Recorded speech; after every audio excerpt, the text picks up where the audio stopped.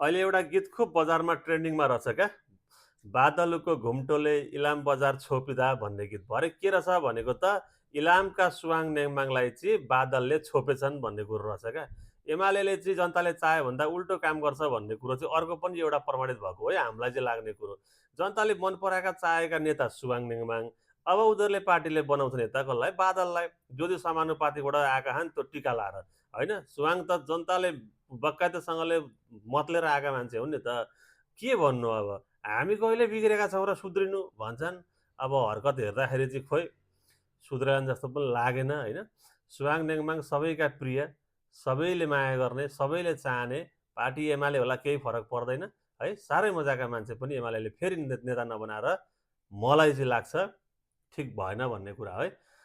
के भन्ने त यही भन्ने अब बादलले छोपिँदा के अरे बादलको घुम्टोले इलाम बजार छोपिँदा सुवाङ नेङमाङलाई ओझेल पारे बादललाई बोक्दा लु जय होस्।